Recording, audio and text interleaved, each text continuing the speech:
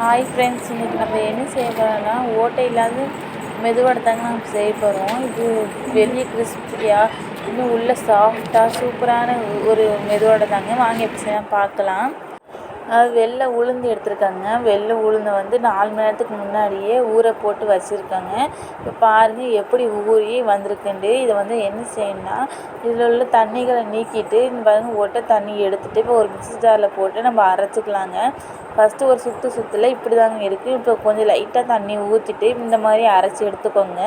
இதுக்கப்புறம் தேவையான பொருட்கள்லாம் போட்டுருவோங்க. வெங்காயம், கருவேப்பிலை, பச்சை மிளகா இது 3த்தையும் ஒன்றா சேர்த்து போட்டுடலாங்க. இது கூடயே முழு மிளகு சேர்த்துக்கலாங்க.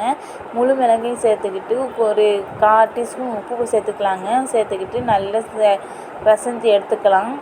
இப்போ நல்லா போட்டு கலந்தாச்சுங்க. இப்போ எண்ணெயை நம்ம வந்து ஒரு வானிலையே எண்ணெயை சூடு பண்ணிவிட்டு இப்போ கொஞ்சம் கொஞ்சமாக எடுத்து அதில் போட்டுக்கலாங்க. இந்த மாதிரி போட்டு நல்லா ப்ரௌன் கலரில் வர அளவுக்கு நல்லா எண்ணெயில் போட்டு எடுங்க.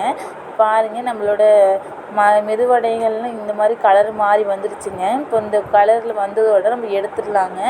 பாருங்கள் அழகான கலருக்கு வந்துடுச்சுங்க. பாருங்கள் அழகான ப்ரௌன் கலரில் வந்துடுச்சு. இப்போ இது பாருங்கள் எவ்வளோ கிறிஸ்பியாக இன்னும் எவ்வளோ சாஃப்டாக இருக்குன்னு. இந்த வீடியோ உங்களுக்கு பிடிச்சிருந்துச்சுன்னா லைக் பண்ணி, ஷேர் பண்ணி, கமெண்ட் பண்ணி, சப்ஸ்கிரைப் பண்ணுங்கள்.